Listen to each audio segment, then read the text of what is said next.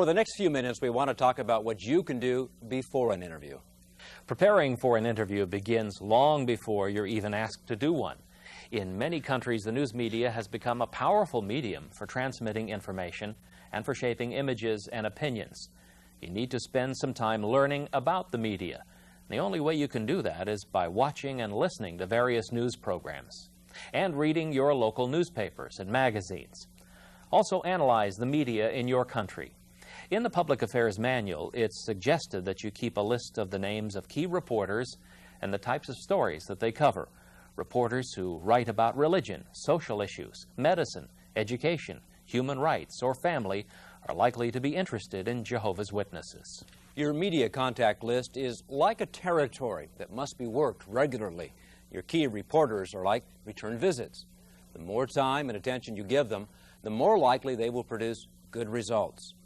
More information on how you can be proactive in contacting the media is available in the Public Affairs Manual. But you can't keep track of all the reporters in your country. So what else can you do to get to know the media better?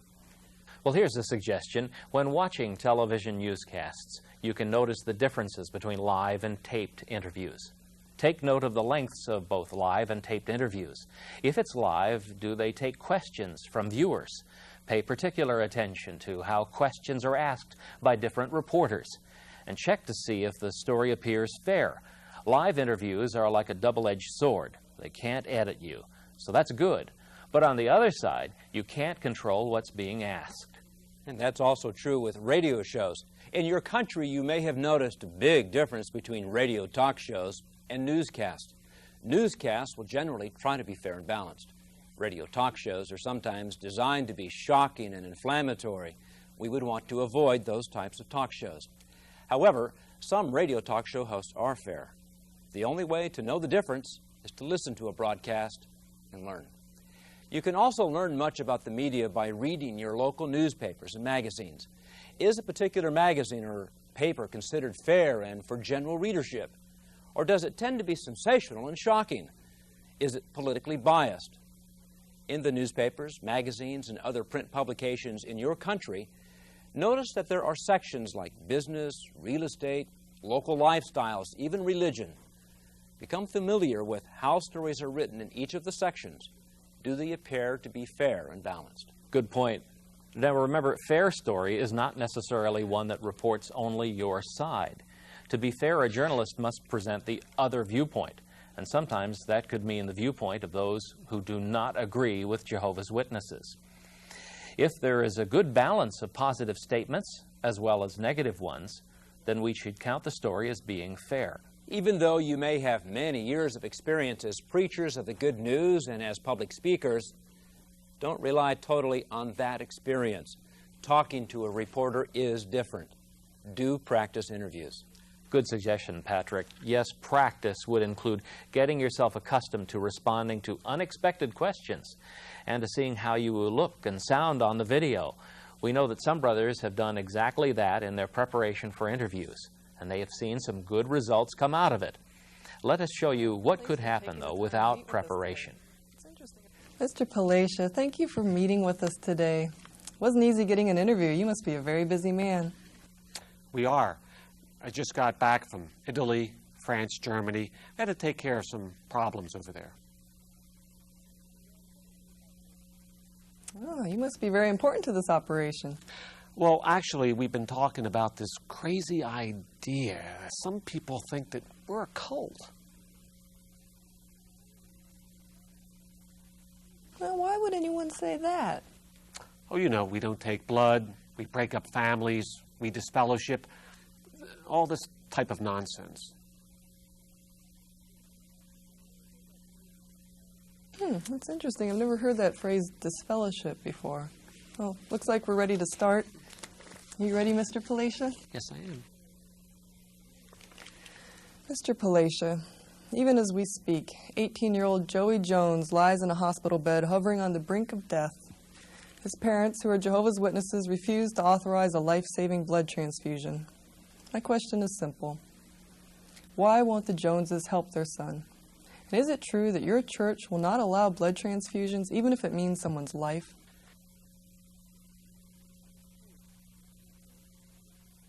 It's true, we don't take blood transfusions. That means you would allow your son to die for lack of blood? Isn't that criminal? Isn't that murder? No, not at all. We don't murder. We just obey God's law, which says we shouldn't take blood. And if as a result we die, well, there's the hope of the resurrection.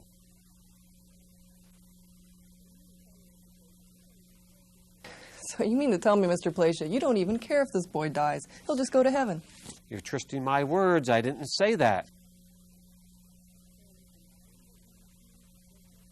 So are you denying that you refuse blood transfusions for your children? No, that's not what I meant. The bottom line is, Mr. Placia, that you will let your children die for lack of blood. Now let's talk about the other victims in this, the physicians. Jehovah's Witnesses won't accept modern medicine. How can you put a doctor in the position of withholding life-saving medical treatment? Is it morally right to place that kind of burden on the conscience of a doctor who's been trained to save lives? Well, it's really the doctor's problem, isn't it? And worldly doctors just do not understand our beliefs. We do not give blood. And besides, you could get hepatitis, AIDS, other diseases.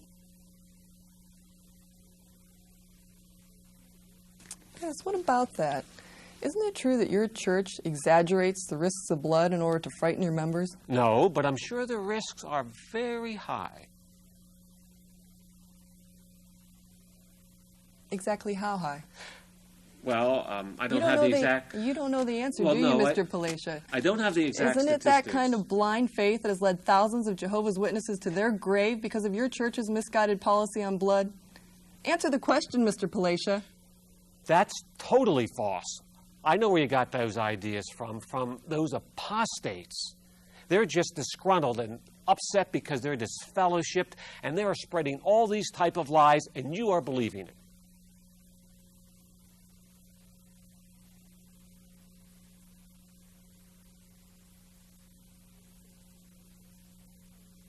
That's interesting, Mr. Placia. That's the second time you've used that phrase, disfellowship. Why don't we talk a little bit about disfellowshipping now?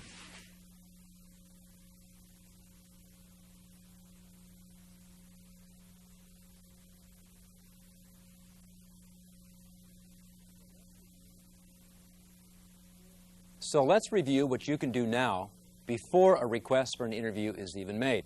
First, familiarize yourself better with the news media. Spend some time or assign people to become familiar with your local media. Read newspapers and magazines. Listen to local radio shows and watch different television newscasts. Second, create a media list. Third, work with key reporters in providing them regularly with information about Jehovah's Witnesses. Fourth, prepare. There are some other decisions that should be made ahead of time. Yes. Should the Bethel family be given some measure of training on how to act around the media? That's probably a good idea. Who should be designated as spokespeople? You may want to have several people trained, and in your manual, more information is given about training of spokespeople. You could also designate media representatives. These individuals could include both brothers and sisters. You should also decide what areas of Bethel will be off limits to all media.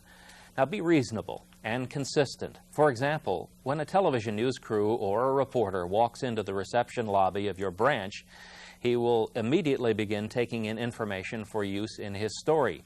He may even have the camera or microphone on. What does the brother or sister at the desk say? What do they not say? You should determine that well beforehand. Of course, the reporter should be treated with respect. He should be welcomed as any other visitor would be. But what if a reporter comes to your branch without an appointment? What should the brother at the reception desk keep in mind?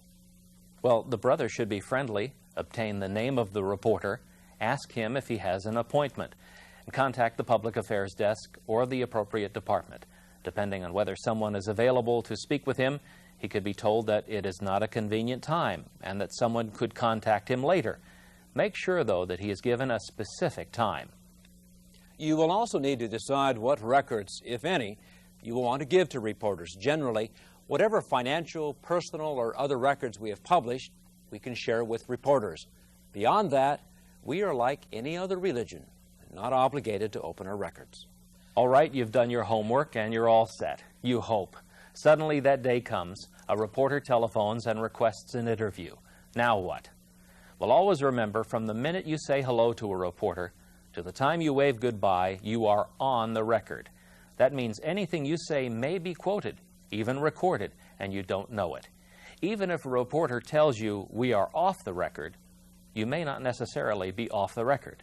Assume everything you say to a reporter may be used in a story. Now, the first decision you will have to make is whether to say yes or no to the interview. Your decision may have more to do with who is asking for the interview than the subject itself. For example, the subject may be very controversial at the moment, so you know the questions are going to be tough, but we do want our side to be told. So for most of the time, we will decide to say yes. However, if a newspaper, a magazine, radio, or television show is known for being biased, shocking, sensationalistic, you may decide to simply offer a written statement. It might state simply, "We are extremely busy here this time of year, but I'd be happy to provide you with a written statement if you'll send us your concerns." And keep in mind, even during this request for an interview, even on the phone, you are being quoted. So be cautious about what you say. I can't tell you how many times I've asked people for an interview and they've told me no, but then continued to talk. In making your decision, you want to know several things. First, verify whom you're talking to and whom they represent. Write their name and phone number down. Then ask what their deadline is so you can give them a prompt response. Don't feel you have to give them a decision immediately. If the request is coming from a radio or television station, ask whether the interview would be live or taped. Ask what the story is about. After that, you can kindly say, "May I ask what prompted the story?" Also, you might then say, "Who else is being interviewed for this story?" In some countries, reporters have agreed to provide the brothers with a list of their questions in advance. If a reporter is agreeable to such an arrangement, you should take advantage of it. But don't be fooled into thinking that there may not be additional questions that could be brought up. Anticipate what other subjects may be brought out and how to answer these related questions. Some interviews with reporters may be even done right over the phone. Although it's preferable to have face-to-face contact with a reporter, the phone interview may be the only choice you have, especially depending on the distance of the branch from the newsroom. Either way, in person or on the phone, do record the conversation. You might say, "For everyone's benefit, I'd like to record our conversation." The tape should already be recording.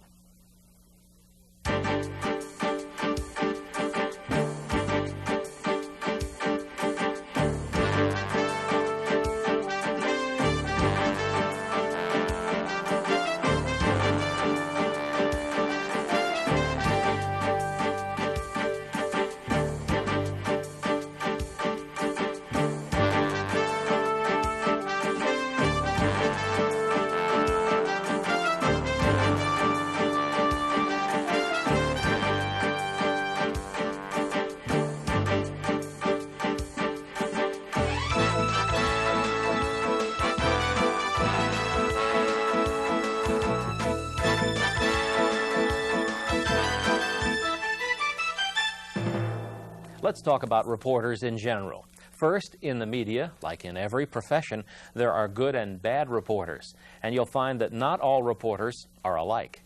And while all reporters are trained to be fair, some will work harder than others to be fair and get all the facts.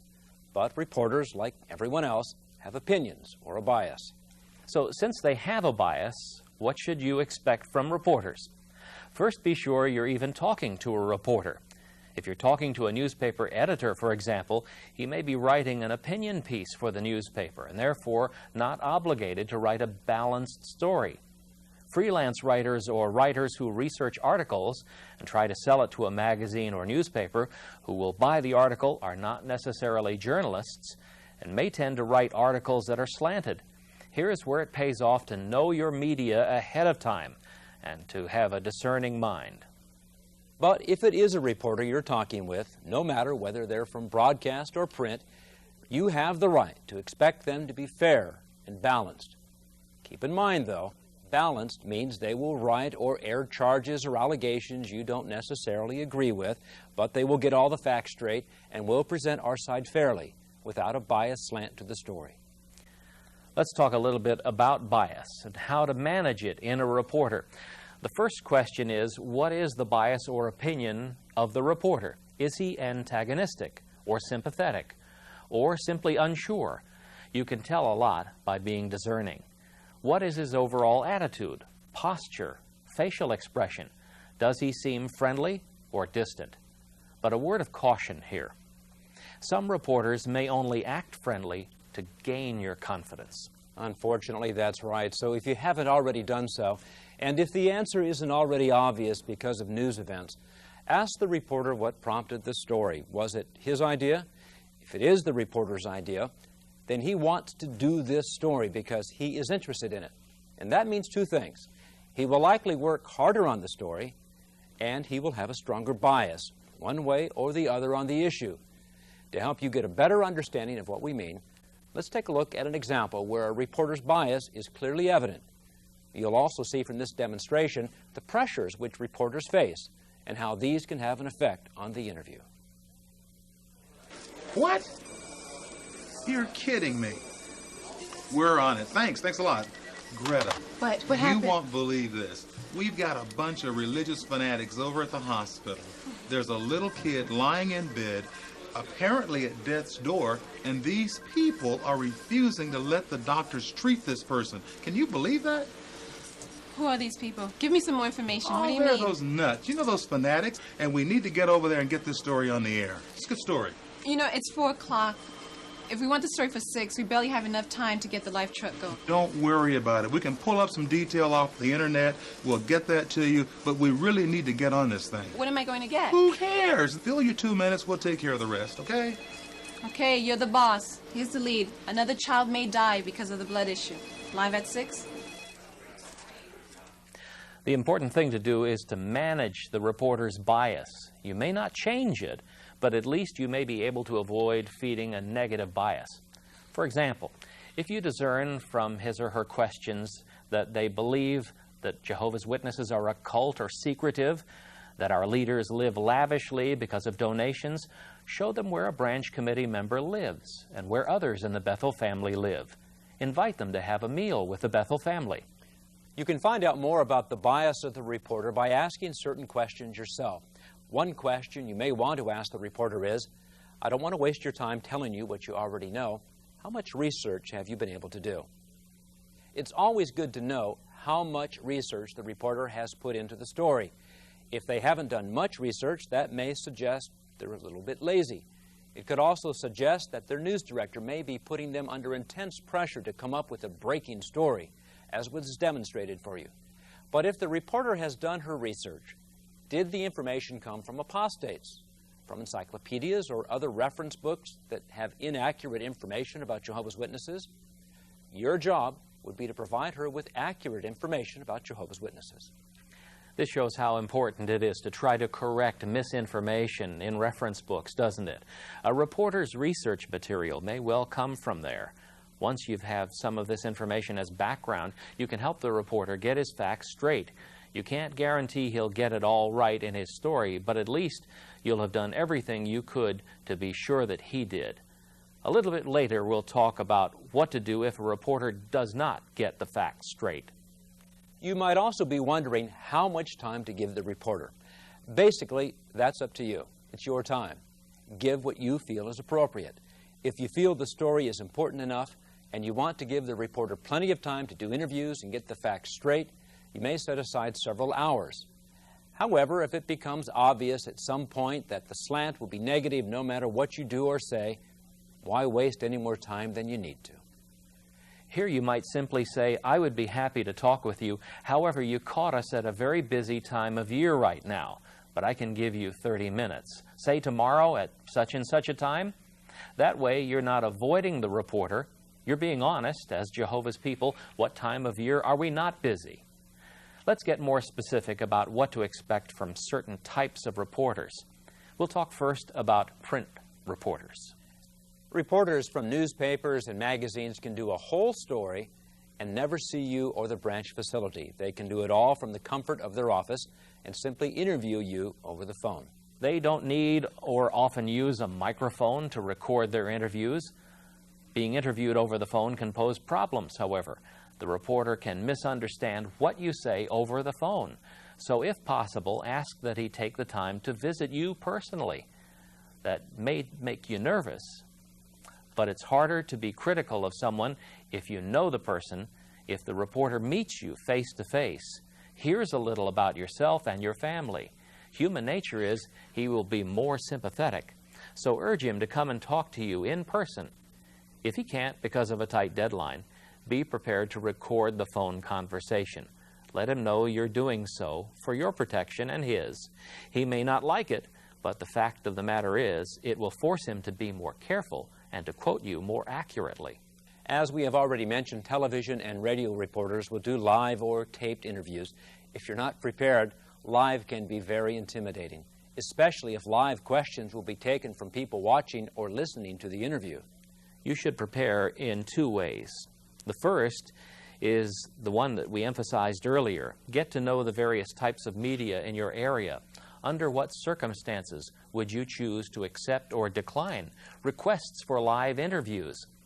For instance, is the talk show one you want to be associated with? Is it known for being outrageous and sensationalistic?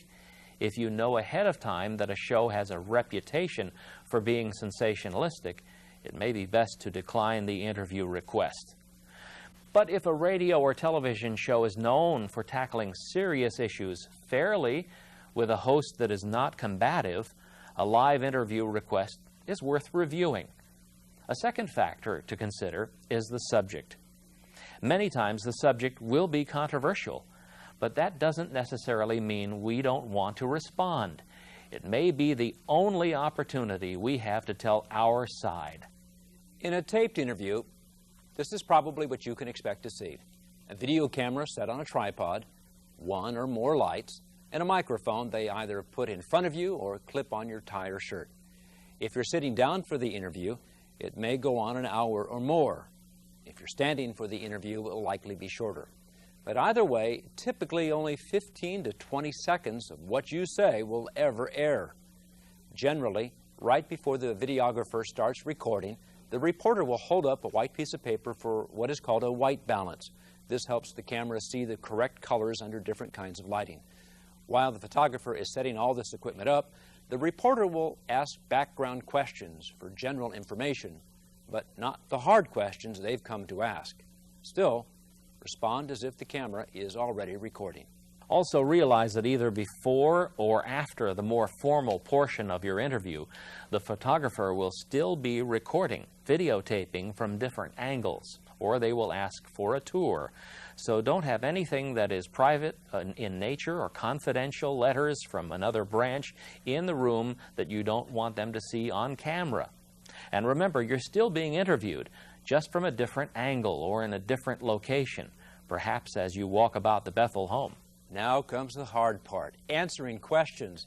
I know I would much rather ask the questions than face a reporter and answer them. Me too. It's a lot easier to come up with questions than answers, especially when you're talking to a reporter, and you know that every word that you're saying is being quoted or recorded.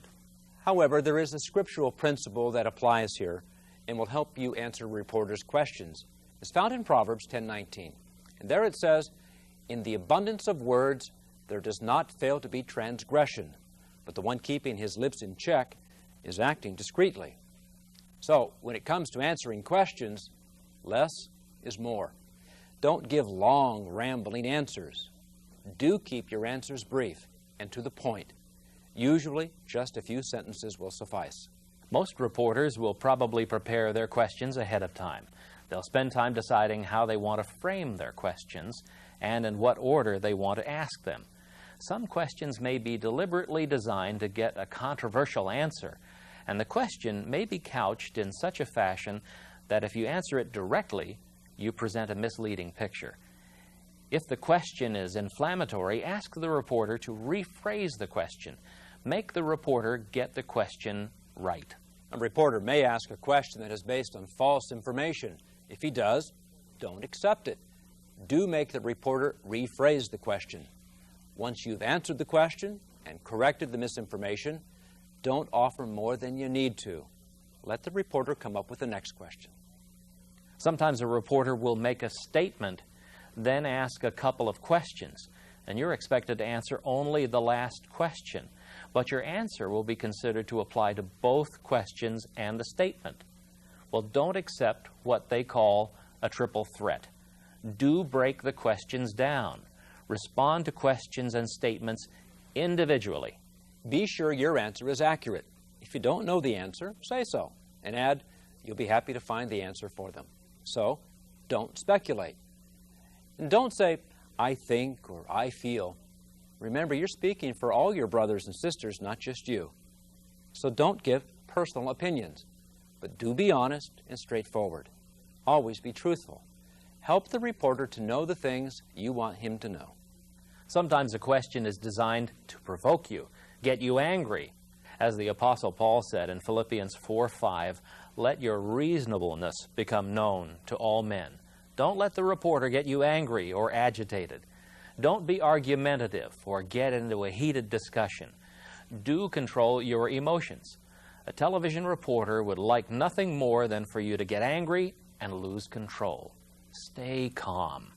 Even in the face of a combative reporter, remember, an answer when mild turns away rage. That's really so true. You can do much to turn even an initially combative reporter into a more agreeable one.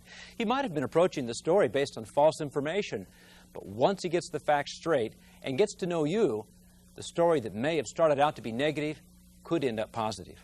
That's why you want to be positive, relaxed, and be yourself. You want the reporter to like you, if at all possible. Still, even when the reporter seems friendly, he is not necessarily your friend, so don't let your guard down. Here's a suggestion that you can put to use during the interview. If it seems fitting, occasionally use the reporter's name in answering a question. If it's appropriate in your area, use their first name. That helps create a more friendly connection between you and the reporter.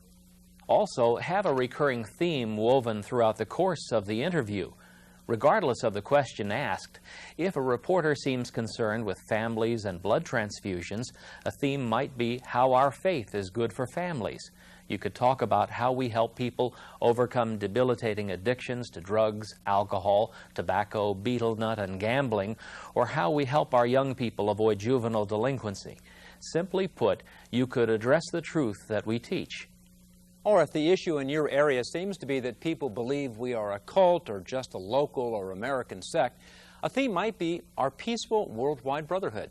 You could stress how millions of people share a worldwide brotherhood, regardless of national boundaries or race. How we teach people to live peaceably with their neighbors. How we preach a message of hope, not despair. The key is to decide ahead of time what theme may be appropriate or needed for your area. Once again, don't go into an interview unprepared, and do have a recurring theme in your answers. If the interview is about a specific situation, be careful you don't answer for someone else. Although your inclination might be to explain why Jehovah's Witnesses in general don't accept transfusions, your answer might be misinterpreted as meaning the family is being told what to do. So don't answer for someone else. Do direct the reporter to that person or family for more information. If a reporter keeps asking you basically the same question over and over again, and you've already answered it, don't feel bullied or pressured into having to answer it again. Thank you, Mr. Comer, for taking the time out to speak with me. I know you're a very busy man. It's our pleasure to be able to sit down and talk with you. Mr. Comer, our station just learned about a sad situation. It involves the son of Mr. and Mrs. Jones. Apparently, the boy is gravely ill, but yet the parents are refusing a blood transfusion because they say their faith won't allow it. Can you comment on that, please? Are they Jehovah's Witnesses? Yes, they are. I'm not familiar with the case of the family. I would agree with you, though, that anytime anyone goes into the hospital of any faith, it's a sad situation. That's scary. So why won't the church allow them to have blood transfusion? It could save this boy's life. Well, first of all, the church, as you put it, has no say, no decision in that at all. We don't force our members to make any decision in terms of medical care. It's a right to choice for that family, and that's that family alone decision to make in terms of whatever medical care they're going to choose. But I understand that the parents are saying that the Bible says that they cannot accept the blood transfusion. Now, with all due respect, the Bible is quite old and outdated, and it seems the parents are applying something from ancient history, it seems, and they're using it for modern medicine. Do your members not accept modern medicine? Or? Well, you said a couple of things, a number of things, and let me try and address them one at a time. First, you said that the Bible is outdated, and as you said respectfully, we would disagree with you. We think the Bible is not outdated, and we do believe the Bible is inspired of God. And the Bible, from Genesis throughout the Hebrew, Aramaic scriptures on into the Christian Greek scriptures, do tell us to abstain from blood, and we as Christians do believe that. But modern medicine dictates that's right, that a blood transfusion will save this boy's life. Okay, you said that we don't accept modern medicine, and that's really a fallacy. Sometimes we get confused with other religions. We do accept modern medicine. We embrace modern medicine with our whole heart. We believe in the very best medical care. We do go to doctors. We give our families, our children, the very best medical care that we can possibly get, with one exception, and that's blood. And I think you'll find that there are many people today that recognize as well. But that are you blood, tying the hands of the doctor, though? The doctor wants to administer blood in this case. The doctor, we would hope, would be exploring also medical options. And I stress medical because we want the best medical care, and there are medical alternatives to blood. Many people realize the dangers and risks of blood, and there are alternatives available. But why won't the Jones family, in this case, save their child? As I said before, Greta, I'm really not that familiar with the Jones case. You're going to have to talk with the Jones family about their decision on this matter. Okay, then. Are you saying that children who refuse blood transfusion, there has not been one incident where a child has died because he had said no, perhaps because the parents say no to blood? I don't know. I don't know of any. I will tell you this, that anytime anyone goes in for surgery, regardless of their religion, we all sign the form that says we're releasing the hospital and the doctor from responsibility because of the seriousness of going into the hospital for a surgery for anyone.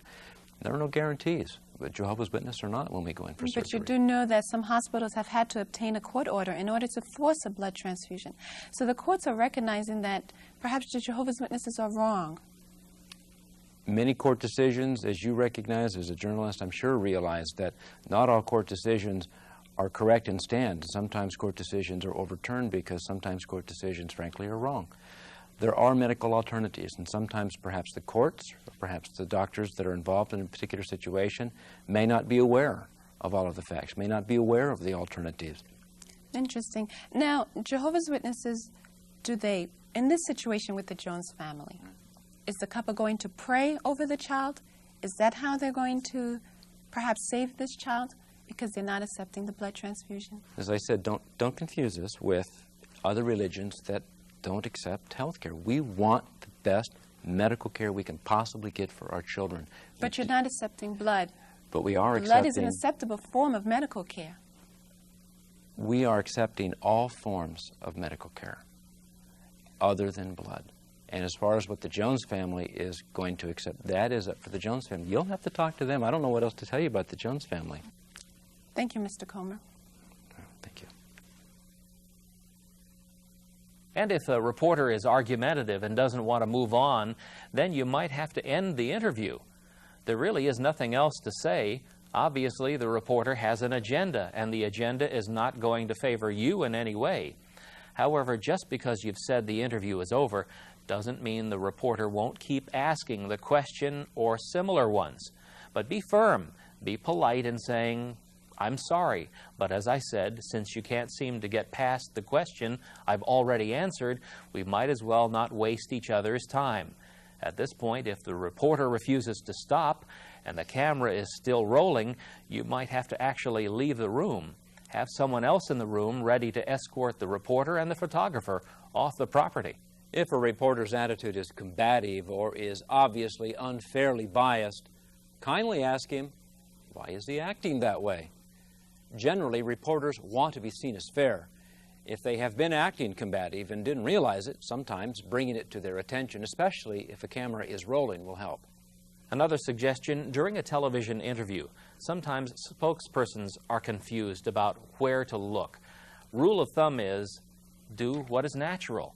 That generally means that we talk to the person talking to us. In watching television interviews in your area, are people looking at the camera or the reporter? You would want to look at the reporter when you answer a question, would you not? Let's talk about how to dress for an interview. Basically, you want to dress the way professional business people dress in your area or country.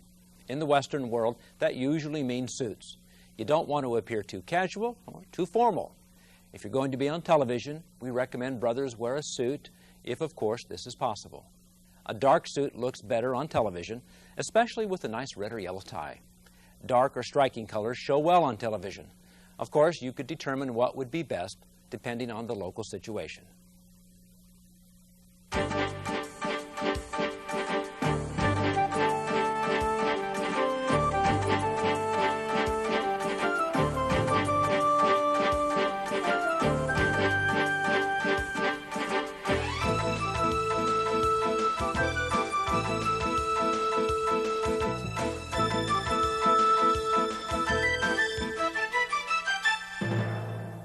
Now let's talk about an ambush interview, what reporters call a spontaneous interview.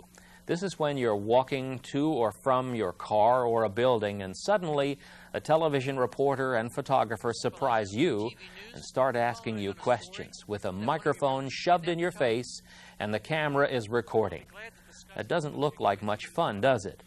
But fortunately, ambush interviews are rare and can usually be prevented by your being cooperative to the extent you can with the media, even if that only means providing a written statement. Now, as Stu said, this is a situation to be avoided if at all possible, as this type of situation makes the person being interviewed look guilty of something. But let's say you've done everything possible to avoid this, and suddenly, one day you're confronted by a persistent television reporter and cameraman. What do? Well, here are some don'ts. First, don't stop walking, but don't run either. Also, don't say, "No comment." That sounds like you've been found guilty of something. And don't ever put out your hand to cover the camera lens. Frankly, that's what they're hoping you'll do. Mr. Palacia, I'm from TV News. We're following on a story that you've kidnapped a child. No, no comment, nothing to say. Do you know where the child is? Are you interested in converting the child? For what purposes do you have it? Just a comment. We're interested in the truth, just the truth. We want to help you. We have nothing to say. Look, I told you, no comment. Actually, this situation has the potential to make you look more reasonable and fair than the reporter. Here's how. Keep walking comfortably. Instead of saying no comment, say, "I'd be happy to discuss that with you. Give me a call and we'll set up an appointment." If you've never been asked for an interview, you might say, "Frankly, I'm surprised you're here ambushing me like this. May I ask you why you didn't just call and ask for an interview?"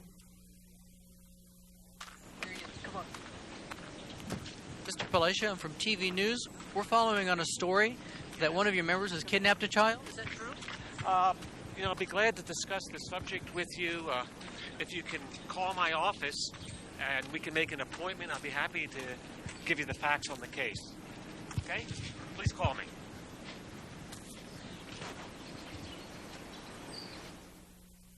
In an ambush interview, the reporter is probably hoping to show themselves asking a difficult question and an angry, guilty-looking subject trying to be evasive. You can take that moment away from the reporter by basically asking why they've resorted to such tactics when you've either tried to answer their questions previously or was never given a chance to. And because it's those first seconds that are important to the reporter doing an ambush interview, that's when you want to ask your questions. Put them on the defensive, all the while walking to your office or your car.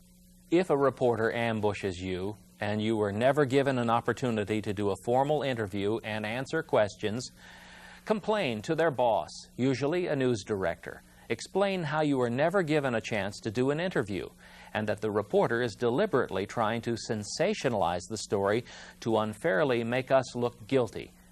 that it's not fair, and we simply want the same courtesy they give to everyone else. Often, after you've done a formal sit-down interview, the ambush interview will not air.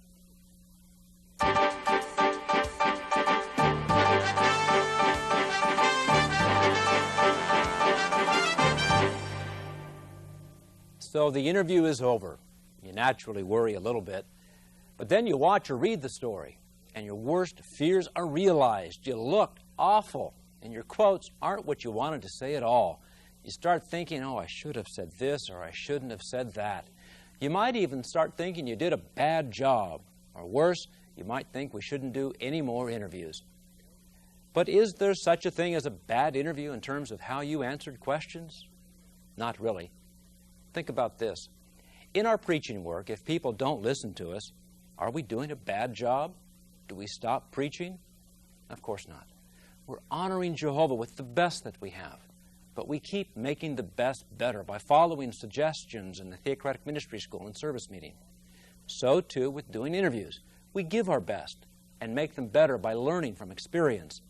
So don't be so hard on yourself that you want to give up. See where you can improve and work on that. Remember, if we talk to the media, this is one way of letting our light shine.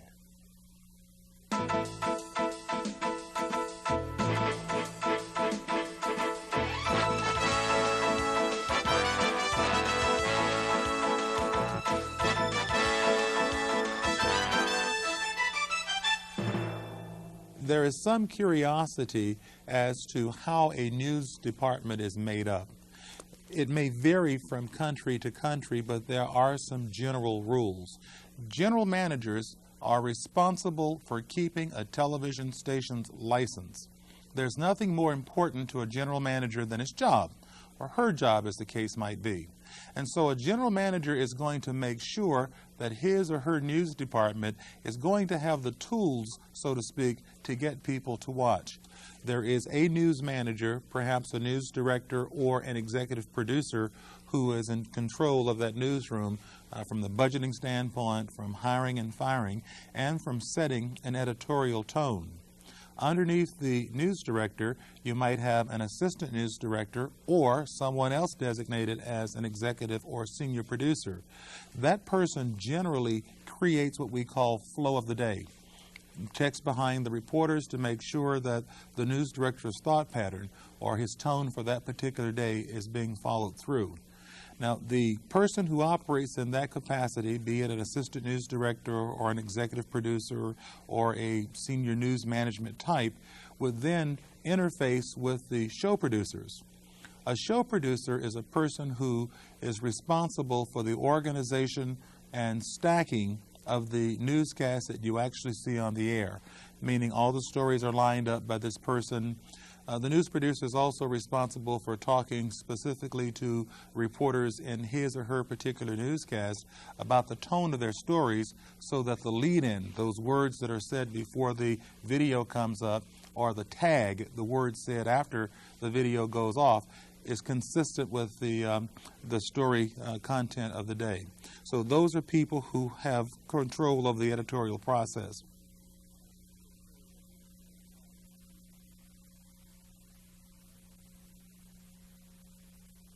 Television news has become big business all around the world. It doesn't matter if it's state-owned television or public television or commercial television. The key word here is profit. Because the profits of television have become so great, there's a great deal of pressure now being placed on television newsrooms, particularly television news managers, to keep the ratings up. To give you an idea of the cost of television and rating points, the Super Bowl. Everybody around the world hears about the Super Bowl. Can you imagine paying $1,300,000 for one 30-second commercial? Well, that's what a commercial costs for the Super Bowl. But in even local television markets around the United States, particularly Washington, D.C., a 30-second commercial in a local broadcast and a #1 newscast is still $7,000, $8,000, $9,000 a 30. And so with that kind of money on the line, a lot of pressure is brought to bear on getting to those kinds of stories that are going to get people to watch. Therefore, A lot of news directors are going to focus their attention on the sensational.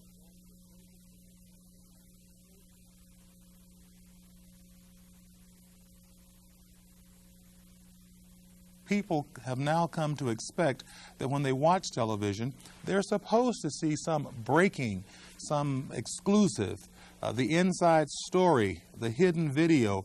All those things are addressed now in what people have begun to see as local television.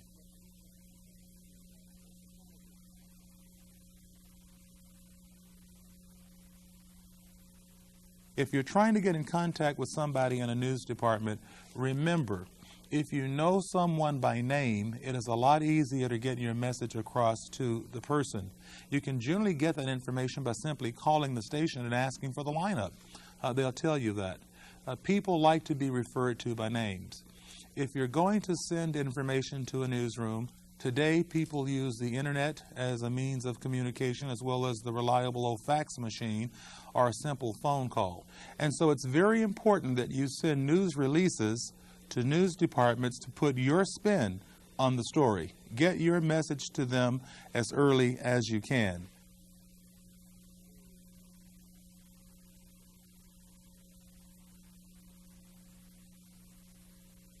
Each station has its own unique personality.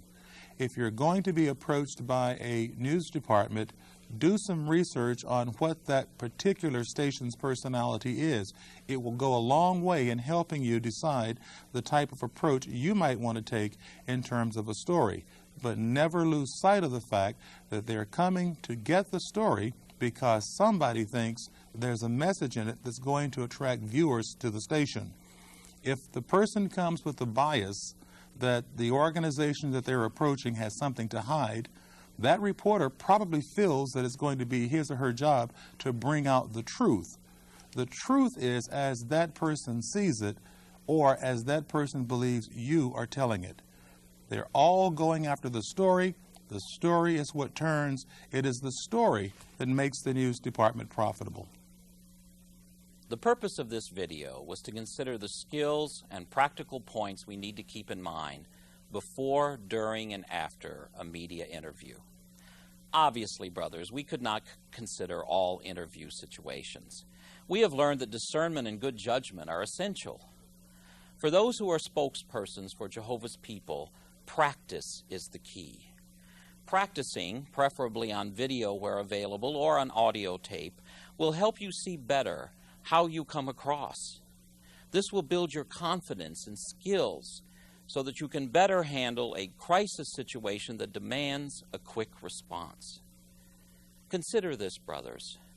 We have documented that the majority of negative stories about Jehovah's Witnesses publicize not what we believe, but distortions or false accusations. These slander the name we bear, Witnesses of Jehovah. Is it not a privilege to defend and honor that name? So while we must avoid appearing smug or self-righteous, neither should we be apologetic about our beliefs. The reasonable God who teaches us to benefit ourselves deserves our every effort to support the truth. We can do it. Ultimately, if Jehovah is for us, who will prevail against us?